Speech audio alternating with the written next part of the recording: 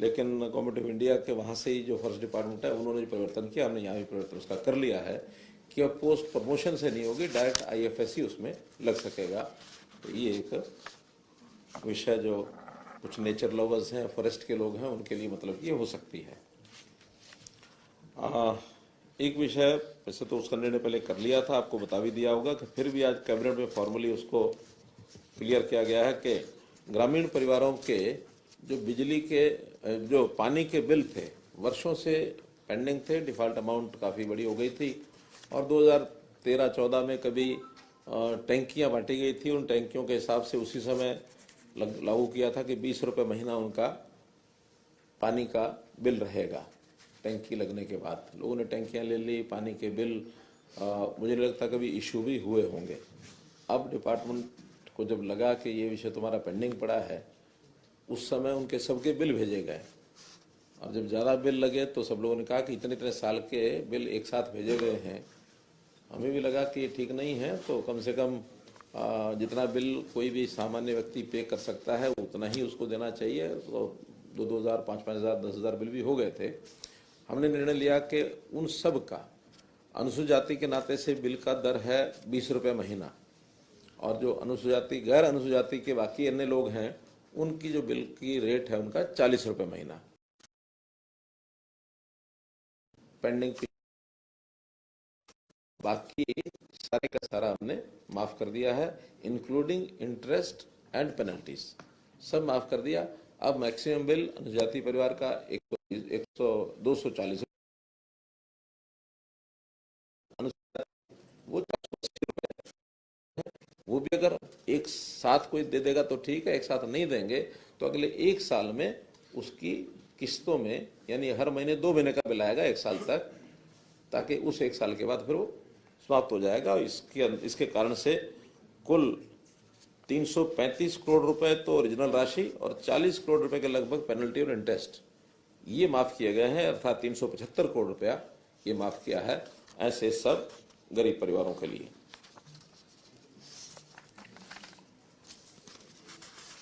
फिर eco tourism, Haryana में tourism को बढ़ावा दिया जाए, इसके लिए बहुत समय से हम प्रयत्न कर रहे हैं। खास करके जब हमने देखा कि टूरिज्म डिपार्टमेंट के नाते से चाहे वो मोरनी में टिकरताल है या फिर गुड़गांव में दमदमा है अथवा ढोसी पहाड़ पर भी एक प्रोजेक्ट जो है वो क्लियर हो गया है रोपवे का, और इस प्रकार के कई छोटे छोटे प्रोजेक्ट्स बढ़ा रहे थे, वो सब टूरिज्म डिपार्टमेंट की ओर से लागू किए गए थे। फॉरेस्ट डिपार्टमेंट को लगा कि कुछ एरिया प्रोटेक्टेड एरिया है या फॉरेस्ट एरिया है, वहाँ टूरिज्म डिपार्टमेंट की पॉलिसी लागू नहीं होती, तो जो फॉरेस्ट एरिया और प्रोटेक्टेड एरिया है वहाँ फॉरेस्ट डिपार्टमेंट ने अब इको टूरिज्म की पॉलिसी ये लागू की है, उसको भी आज क्लियर कर दिया है। खास करके उसमें जैसे स्कूल एजुकेशन के टूर्स हैं या ट्रैकिंग है या अन्य जितने भी नेचुरल होम स्टे पॉलिसी है, नेचर कैंप्स हैं, इको फ्रेंडली अकोमोडेशन है, वाइल्ड लाइफ व्यूइंग है, एडवेंचर स्पोर्ट्स हैं, हर्बल इको टूरिज्म है, मेडिकल हेल्थ एक्टिविटीज़ हैं, रिलीजियस कल्चरल इको टूरिज्म है, visitors interpretation centres, conservation education, ऐसी जो फैसिलिटीज़ हैं ये सब उसमें फॉरेस्ट की ओर से भी लागू होंगी ताकि हरियाणा के अंदर इसको ठीक से लागू किया जा सके। ग्रामीण चौकीदार, इनके लिए वैसे तो कुछ घोषणाएं कर दी थी, हमने लागू कर दी थी, और उसमें मुख्य रूप से उनकी जो मंथली ऑनरेरियम 7,000 रुपये से 11,000 रुपया ये महीने का कर दिया हमने, पहले से लागू हो गया है। यूनिफॉर्म अलाउंस 2,500 रुपये की बजाय 4,000 रुपये पर एनम किया है। Cycle allowance in 5 years, one time in 5 years, ये 3,500 रुपया उनको ई-रुपी का कूपन मिलेगा ताकि वो साइकिल ही खरीद सकें और कुछ ना ले सकें। और डेथ रजिस्ट्रेशन में उनको पहले 300 रुपया प्रति डेथ, गांव में कोई डेथ होती है तो उसका रजिस्ट्रेशन करना होता है, 300 रुपया मिलता था, उसको उन्हें 400 रुपया प्रति केस ये किया है। और एक चीज़, सेवानिवृत्ति के बाद 65 साल की आयु में उनको सेवानिवृत्ति होती है तो एक मुश्त 2 लाख रुपए की वित्तीय सहायता। मुख्य रूप से ये बिना कैबिनेट के एजेंडे के नहीं आ सकता था, तो ये आज क्लियर कर दिया हमने कि अब रिटायरमेंट के समय 2 लाख रुपए मुश्त वित्तीय सहायता ये ग्रामीण चौकीदारों को मिलेगी। सामाजिक सुरक्षा पेंशन, इसी तर्ज पर कुछ दुर्लभ बीमारियां हैं जिसकी संख्या 55 है और जो राष्ट्रीय दुर्लभ रोग नीति ऐसी जो डिजीज हैं उसमें दर्ज है, वो उन सबको भी परिवार की आय जिसकी 3 लाख रुपया ये इससे कम है उनको उसी रेट पर, जैसे ओल्ड एज पेंशन का रेट होता है 3000 रुपया पर महीना, ये उनको दी जाएगी। एक विशेष अंतर इसमें यह है कि सामान्यतः जो बाकी वर्गों को 3000 रुपये महीने की जो पेंशन मिलती है उसमें अन्य कोई पेंशन अगर ले रहा है यानी 3000 से ज़्यादा तो उसको 3000 रुपये नहीं मिलती, और 3000 से कम किसी को मिलती है तो difference between 3000 and the pension he is getting, वो डिफरेंस उसको दिया जाता है। लेकिन इस केस में ये जो बीमारियां हैं इसमें पहले भी अगर कोई किसी प्रकार की पेंशन ले रहा है उसका इससे कोई संबंध नहीं रहेगा। पहले वाली पेंशन के इन एडिशन टू दैट उसके अतिरिक्त ये 3000 रुपये महीना ये पेंशन को दी जाएगी। लगभग ऐसे 1000 व्यक्ति हैं पीड़ित हैं जो इन दुर्लभ बीमारियों से, इन सबको प्रति माह 27 लाख रुपया अर्थात वार्षिक 3 करोड़ 30 लाख रुपया ये इसका अनुमानित जो है व्यय इस पर होगा। एक एजेंडा है राज्य सूची जो पिछड़ा वर्ग और अनुसूचित जाति, इसके अंदर एक संशोधन है। कुछ वर्ष पहले 7 जातियां अनुसूचित जाति में जोड़ने के लिए हमने लिखा था, जिसमें से 6 जातियों को अनुसूचित जाति के अंदर जोड़ दिया गया था। अहेरिया, अहेरी, हेरी, हरी, तुरी और थोरी, ये 6 जो है जोड़ दी गई थी एससी में। संयोग से कुछ परिवर्तन जो करने चाहिए वो नहीं हो पाए थे, तो ये 6 जातियां यहाँ एससी में ऑटोमेटिकली, क्योंकि केंद्र सरकार ने कर दिया था, जुड़ी गई। लेकिन जो 7 जातियां बीसी में भी चलती रही। 7वीं जाति है उसमें राय सिख, तो 7 बीसी में भी चलती रही, 6 एससी में भी आ गई। अब जो सर्टिफिकेट देते थे अधिकारी, कहीं तो एससी का दे रहे थे इन 6 जातियों का, कहीं बीसी को दे रहे थे। तो जब ध्यान में आई उनकी तब उसमें से अब 7 जातियों को बीसी में से अब एक ही जाति रह गई वहाँ राय सिख, बाकी 6 निकाल दी गई और वो 6 जो है अब एससी जाति में पहले से जुड़ गई हैं, वो जुड़ी हुई है। तो ये जो डबलिंग थी, डबल एंट्री, उसको समाप्त करके अब बीसी में 1 जाति, एससी में 6 जातियाँ, ऐसा उसको स्पष्टीकरण किया गया है। एक दूसरा उसके अंदर निर्णय ये है कि एक स्थान के ऊपर कुछ जो जंगम जाति है उसमें भी उसमें यानी जोगी, योगी, जंगम और एक शब्द लिखा हुआ था जंगम जोगी मिला करके, जंगम डैश जोगी। अब जोगी जो कि अलग से भी इसमें आया हुआ है और एक जगह जंगम जो भी दोनों लिखा हुआ है, तो जंगम समाज ने कहा कि हमारा केवल जंगम है, जोगी नहीं है। तो उसमें इतना ही परिवर्तन किया है कि वहाँ जंगम जोगी जहाँ इकट्ठा लिखा था वहाँ जोगी हटा के केवल जंगम कर दिया और जोगी अलग से वहाँ पहले से लिखा हुआ ही है। तो एक टेक्निकल सी एरर है, इसको ठीक किया गया है। कुल मिलाकर के मित्रों, जैसे मैंने बताया कि एजेंडा भले 15 थे लेकिन मुख्य रूप से यही थे, बाकी तो छोटे छोटे विषय थे, उसमें कोई बहुत ज़्यादा बताने की आवश्यकता नहीं है। इस संबंध में कोई बात आपको लगता हो कोई स्पष्ट करने की करने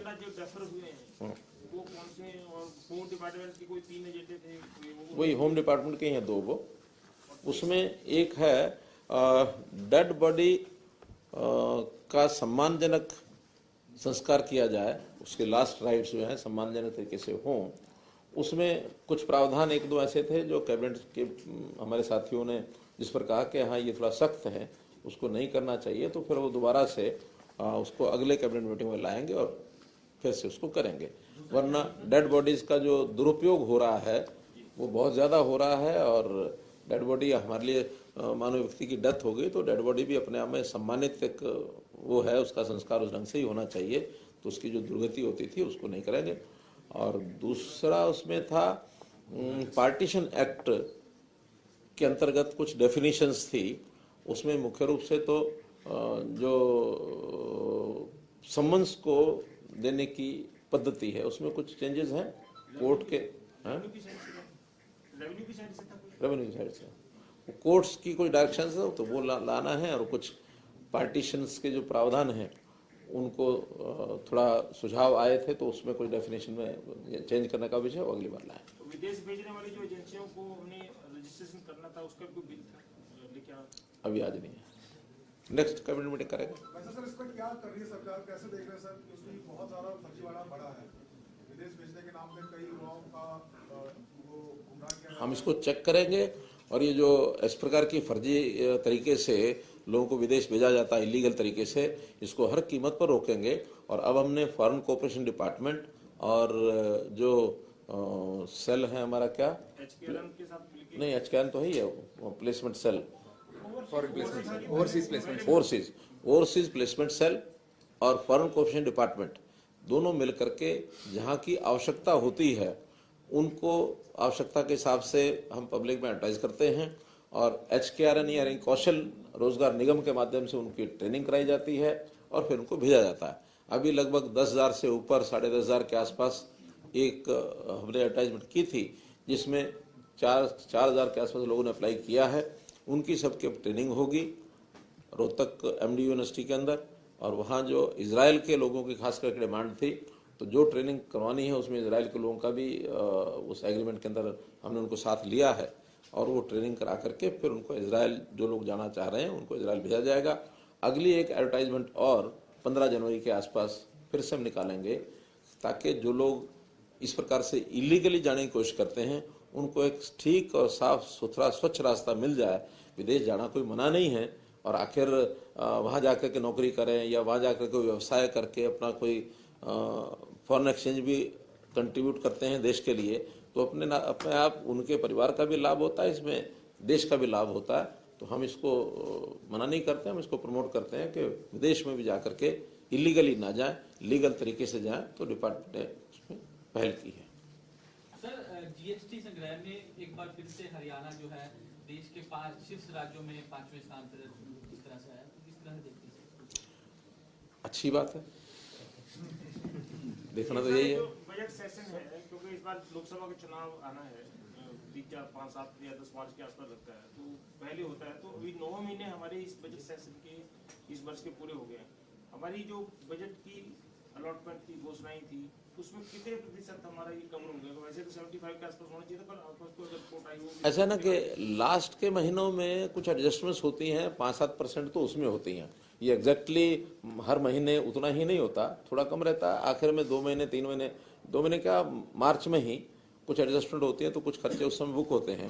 अभी मेरे हिसाब से 67% हमारा 21 दिसंबर तक का उसके अंदर एक आंकड़ा है। 9 दिन दिसंबर के और भी निकले हैं तो और 2% ज़्यादा हुआ होगा तो 69 हो गया होगा। और मुझे लगता है कि उसमें 8-10% का कई बार अंतर रहता भी है, 5%, 7%, कभी 90 होता है, कभी 91 होता है। एक साल बीच में कभी आया था 108%, वो जितना हमने बजट बनाया था उसके बाद जो सप्लीमेंट्री बजट में और एक्स्ट्रा करने के बाद वो 100% ज़्यादा गया था, वरना ये 100% से नीचे ही रहता है। 90% और 90 के आसपास पहुँचता तो अच्छी परफॉर्मेंस होती है। कैपिटल एक्सपेंसेस जो सामान्यतः 35% उसमें रहते हैं। BC से जो SC में लाया जाता है कुछ जातियों को, उनका क्या इकोनॉमिक एंड सोसाइटल स्टेटस को भी देखा जाता है? ऐसा कि ये हम तो यहाँ से उसकी एक SC कमीशन जो स्टेट का है उसकी ओर से जब भी कोई रिकमेंडेशन आती है हम उसको सेंटर के जो SC कमीशन है उनको भेजते हैं। और सेंटर का SC कमीशन उनकी सब तरह चीज़ें देख करके उसका सोशल फिर उनका फाइनेंशियल और जो भी उसकी परिस्थिति रहती है उस हिसाब से SC और खास करके ST इन 2 वर्गों का निर्णय गवर्नमेंट ऑफ इंडिया करती है। BC का निर्णय हम स्वयं करते हैं।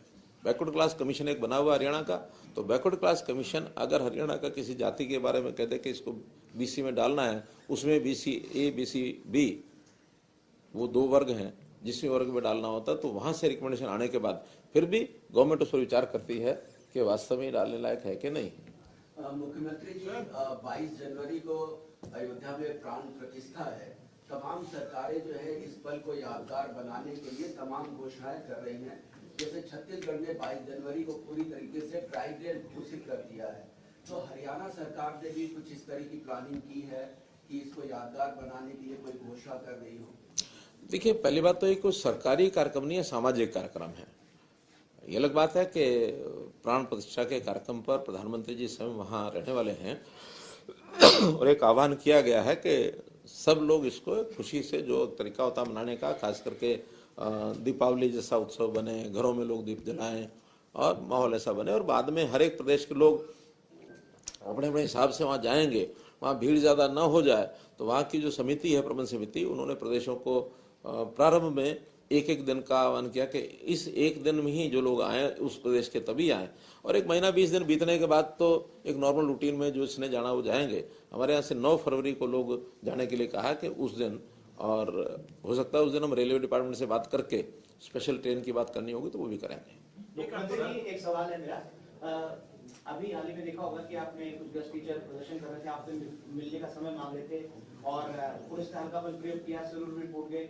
उनकी एक ही मांग थी कि मुख्यमंत्री से हमारी मुलाकात करिए, हम बात करना चाहते हैं। उसके बाद पटवारियों ने भी हड़ताल की घोषणा कर दी।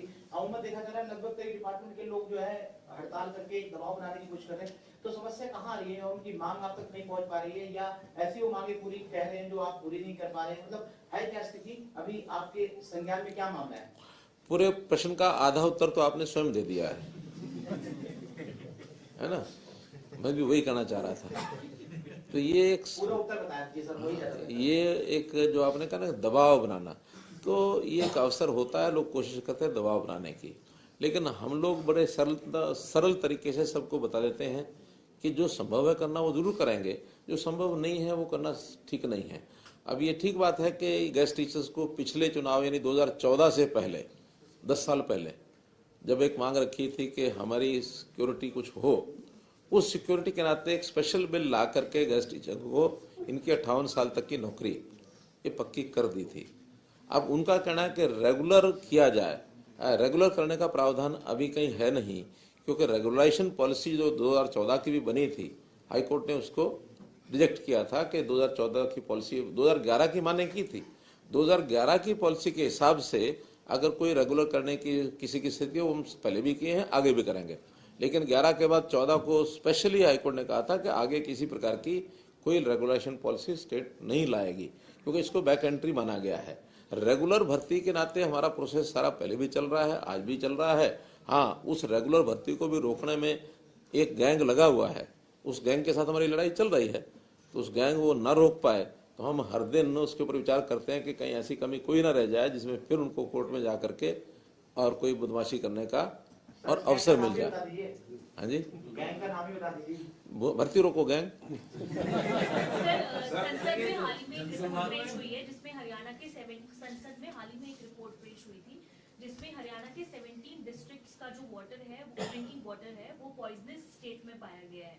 तो इसको लेकर एनजीटी ने भी एक सो मोटो लिया है और हरियाणा सरकार से पूछा भी है कि इसको लेकर गवर्नमेंट के करिए, मुझे ये रिपोर्ट इस ढंग से तो नहीं पता कि पॉइजनस पाया गया, बस के हाँ, वो तो मात्रा अलग अलग होती है। ये मात्रा तो प्राय सब जगह मिलती है, कम है या ज़्यादा है। ठीक है कि जहाँ पोल्यूटेड वाटर है उन इलाकों में ये सब है, लेकिन उसको खास करके जहाँ इंडस्ट्रियलाइजेशन हो गया, जहाँ इस प्रकार का केमिकल इंडस्ट्री खास करके जहाँ ज़्यादा है, कुछ जिलों में ऐसा है, तो उसको ठीक करने के लिए हम लगे हैं। और उसके जितने भी CET प्लांट्स हैं उन सब के ऊपर हम ध्यान दे रहे हैं, खासकर जगाधरी है, पानीपत है, हमारा फरीदाबाद है, तो ऐसे कुछ डिस्ट्रिक्ट्स हैं हमारे चिन्हित हैं, उसके ऊपर हम पूरा काम कर रहे हैं। और जितना स्पीड से हरियाणा काम कर रहा है, चाहे उसके अंदर घग्गर का एरिया और चाहे उसके अंदर यमुना का एरिया, इसको स्पीड से हम काम कर रहे हैं। हम भी चाहते हैं कि जल्दी जल्दी ये हो, लेकिन क्योंकि डेवलपमेंट के काम में, इंस्टॉलेशन के उसमें टाइम लगता है, तो उस टाइम के हिसाब से हम कभी भी गंदा पानी को कहीं डालने के लिए तैयार नहीं है। बल्कि हम तो दिल्ली को भी आग्रह करते हैं कि जो हम पानी जिस लेवल का देते हैं, सोनीपत से एंटर करता है, दिल्ली पार करने के बाद ओखला में जो मिलता है, बहुत बुरी स्थिति में वो सारा काम। हमारे भी 3 डिस्ट्रिक्ट उससे अफेक्टेड हैं, फरीदाबाद, पलवल और नूह। उन तीनों जिलों में आगरा कैनाल का जो वाटर जाता है, जो यहाँ से ओखला बैराज से निकलता है, वहाँ तीनों जिलों में बहुत बुरी स्थिति से वो पानी पहुँचता है। तो उसके ऊपर भी ध्यान कर रहे हैं, फिर भी सब मिलकर के इसके ऊपर और काम करेंगे। चलो आप पहले आप फिर कई नगर निगम के चुनाव पेंडिंग है सर, उसको लेकर क्या स्थिति है अभी चुनाव लोकसभा से पहले या बाद में? देखिए अभी कल भी चुनाव आयोग के लोगों से मैंने बातचीत की थी कि भी कौन कौन सी कमी कहाँ कहाँ रह गई है। कुछ 2-3 स्थान ऐसे बचे हैं, उसमें नगर निगम भी हैं, नगर परिषद भी हैं, नगर पालिकाएं भी हैं, जिनकी वार्डबंदी का काम है। ज़्यादातर वार्डबंदी काम पूरे हो गए हैं। हाँ, उसमें रिजर्वेशन का काम, वार्डबंदी के बाद रिजर्वेशन का काम होता है, महिलाओं के लिए रिजर्वेशन होती हैं, SC के लिए, BC के लिए, तो रिजर्वेशन का काम भी काफ़ी हो चुका है। और मैं समझता हूँ जैसे ही वो कंप्लीट हो जाएंगे और 1-2 रह भी जाएंगे तो उनको छोड़ देंगे, बाकी सब कराएंगे बहुत जल्दी। उसका कोई टाइम टेबल अगर जैसे ही कंप्लीट हो जाता नीचे काम, हमने उसको डाल दिया है, क्योंकि अभी 4 तारीख को ही 5 नगर निगम तो 4 जनवरी को ही उनकी टाइम पूरी हो रही है, तो बहुत जल्दी कल ही हो रहा है उसका, बहुत जल्दी कराने की कोशिश करेंगे। पहले आप सर इजराइल भेजने की बात पहले की थी, भर्ती की जा रही है, भर्ती निकाली गई थी। एक आपने बात की थी कि अफ्रीका में भी खेती के लिए किसानों को भेजा जाएगा, हरियाणा किसानों को, सर वो क्या योजना है? वो योजना ये है कि बहुत सी देशों में ज़मीन बहुत है, उनके किसान और उनकी आबादी कम है। किसान भी जितनी टेक्निक हम यहाँ हरियाणा में जिस टेक्निक से लोगों को खेती करना सिखा रहे हैं, और जितना हरियाणा किसान मेहनती भी है, तो मेहनत करके, क्योंकि यहाँ लैंडलॉक स्टेट होने के नाते से ज़मीन बहुत कम है, और ज़मीन जो है धीरे धीरे इंडस्ट्रियलाइजेशन के कारण से, डेवलपमेंट के कारण से कम भी होती जा रही है। तो इसलिए ज़मीन हमें जहाँ भी कहीं उपलब्ध होती है किसानों को वहाँ पहुँचते हैं। अभी पिछले 3-4 साल पहले मध्य प्रदेश में काफ़ी जिलों के अंदर ज़मीन जो है सस्ती भी मिलती थी और वहाँ खाली भी पड़ी थी, डेवलपमेंट करने के लिए किसान यहाँ से गए कर रहे हैं। अब अफ्रीका के जो देश हैं वहाँ ज़मीन बहुत खाली है, और वहाँ के जो इन्वेस्टर्स थे, मेरी उनसे जो बातचीत हुई, उन्होंने कहा कि आप हमारे यहाँ आइए, 50,000, 1 लाख, 2 लाख हेक्टेयर जितनी ज़मीन चाहिए हमसे आप MOU करें। अभी वर्बल बात हुई है, लेकिन एक फॉर्मल MOU उनसे हम करेंगे, और फॉर्मल MOU करने के बाद फिर हम किसानों को इनवाइट करेंगे कि जो वहाँ जाना चाहते हैं उनको कुछ सहायता भी करनी होगी, हम सहायता भी करेंगे, ताकि जाकर के इक्का दुक्का नहीं, समूह में जाए, ज़्यादा अच्छा रहता, ताकि समूह के नाते से उनकी सुरक्षा, उनकी बाकी सारी चीज़ें, फिर दूसरे देश में जाकर के इतना आसान भी नहीं होता करना, लेकिन हम ट्रेनिंग भी देंगे, सहायता भी करेंगे। अगर जाकर करना चाहेंगे तो भेजेंगे। आपके जनसंवाद कार्यक्रम काफी प्रगति वाले रहे हैं, तो इनकी कुछ समीक्षा हुई है, कितने कार्यक्रम हो चुके हैं और कितने जिले आपके हो चुके हैं, बाकी अभी रहने वाले? ऐसे हर जिले में कार्यक्रम चल रहा है। मैंने कल भी एक स्टेटमेंट दी थी कि लगभग 60% हमारे कार्यक्रम हो चुके हैं, 40% अभी बाकी हैं। 25 जनवरी तक ये चलेंगे। अभी ग्रामीण क्षेत्र के अंदर सब कार्यक्रम पूरे कर रहे हैं, और जैसे ही ग्रामीण कंप्लीट हो जाएंगे फिर वहाँ के जो रथ हैं उनको शहरी क्षेत्रों में भेज करके शहर के भी पूरे कराएंगे, और बहुत आसानी से हम 25 जनवरी के सारे कार्यक्रम कर लेंगे। बहुत अच्छा एक रिस्पॉन्स है। ऑन एवरेज 500 से लेके 800 तक अलग अलग जिलों में लोग आ रहे हैं, और जहां 800 का मतलब है कहीं 1200-1500 भी होते तो कहीं 200-300 रह जाते हैं। एवरेज का जो है वो 800-900 तक भी पहुंच गया। अच्छे कार्यक्रम, बल्कि हरियाणा जो है इसमें सारे देश में, क्योंकि डाटा सारे देश का मिलता है, Haryana at the top of the all the states. विकसित भारत की बात हो रही है, विकसित भारत, हाँ। उसमें संकल्प यात्रा के साथ देखता हूँ वहाँ की उपलब्धियां बताते हैं, और अपने जनसंवाद कार्यक्रम करके लोगों की समस्याएं सुनने, तो टोटल 60% जो आप कह रहे हैं हो गया है।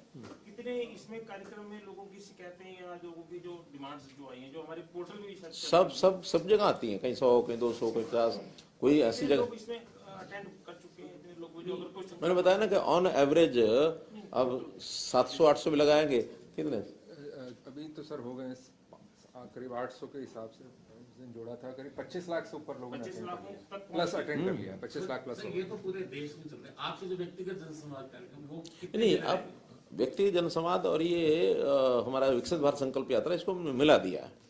अब पहले मैं अलग कर रहा था उसको, लेकिन वो भी एक गांव का ही कार्यक्रम होता था। अब उसमें शायद स्पीड में और समय लग सकता था हमें, लेकिन अब चूंकि एक सरकारी कार्यक्रम के नाते केंद्र की ओर से आ रहा है, सब जिलों में रथ भी आ गए, सब हो गया, उसमें हमारे MLAs हैं, हमारे सांसद हैं, मंत्री हैं, जहाँ ये नहीं जा सकते हैं तो और जो स्थानीय नेता जितने हैं वो सब जाते हैं, इसलिए सारे के सारे उसमें कवर हो जाएंगे। 25 जनवरी तक ये काम जनसंवाद और ये जो संकल्प यात्रा ये सारा कंप्लीट हो जाएगा। उसमें जो भी शिकायतें या डिमांड्स जो आती हैं उसको हम पोर्टल पर डालते हैं। कल डेट तक कोई 56,000 ऐसी डिमांड्स और वो जो हमारी शिकायतें हैं वो डल चुकी हैं और उसके अंदर रेगुलर काम चल रहा है उसमें। सर वैसे आपने बताया भी पहले, ये कोई संभावना अभी लोकसभा के साथ विधानसभा चुनाव करवाने की बन रही है? मैंने बताया हम तैयार हैं, बाकी हमारे हाथ में नहीं है। जब तक हम कैबिनेट से विधानसभा को डिसॉल्व करने का फैसला नहीं करेंगे तो चुनाव आयोग करा नहीं सकता। नहीं, 6 महीने पहले करा सकता है। हम नहीं भी करें तो 6 महीने पहले चुनाव आयोग अगर चाहे तो यूनिलेटरी डायरेक्शन देके करा सकता है कि नहीं अब 6 महीने बाकी बचे हैं और वो करा सकते हैं। सामान्यतः तो नहीं करता। नहीं, अब तो उनके अधिकार है, उनका 14 में भी 9-5 महीने अधिकार उनका है, वो कराना चाहे करा सकते हैं। कोई अभी तक नहीं। केजरीवाल जो तीसरा सम्मन भी नहीं गए, स्किप कर दिया, आज फिर तीसरी बार ईडी ने बुलाया था, उस पर क्या कहेंगे? मैं तो ये कहूंगा कि आपको केजरीवाल से पूछना चाहिए। भारत जोड़ो यात्रा के बाद अब भारत न्याय यात्रा की शुरुआत वो कर रहे हैं, हालांकि इसमें हरियाणा शामिल नहीं है। हरियाणा इस बार, पहले हरियाणा में भारत जोड़ो यात्रा चली थी, इस बार भारत न्याय यात्रा हरियाणा में शामिल नहीं है, क्या कहेंगे? हरियाणा में एक दूसरे का जो अन्याय कर रहे हैं वो वही है। किससे न्याय मांग रहे हैं, किसके लिए मांग रहे हैं? वो एक एस के क्या वो एस आर के हुडा से अन्याय कर रहा है, हुडा किसी और से न्याय कर रहा है। तो वो अन्याय की गाथा है उनकी, तो अन्याय को खत्म करना है तो जहाँ उनको लगता है वो हिसाब से कराएंगे। नहीं, मैं नहीं जा रहा। मुख्यमंत्रियों को ये कहा गया है कि बाद में जो निश्चित दिन है, खास करके 9 फरवरी, मुख्यमंत्री सब अपने प्रदेश के लोगों के साथ वहां जाएं, ऐसी अपेक्षा है। जाना नहीं जाना उस समय की देखेंगे, लेकिन वहां एक निश्चित सूची में अभी मुख्यमंत्रियों को छोड़ा है। बाकी प्रदेश के और देशों के यानी बाकी प्रदेशों के और जो लोग हैं, सांस्कृतिक लोग हैं, धार्मिक लोग हैं, उस प्रकार के लोग हैं, तो प्रधानमंत्री वहां रहेंगे, मुख्यमंत्री अलग से अपने अपने कार्यक्रम पे।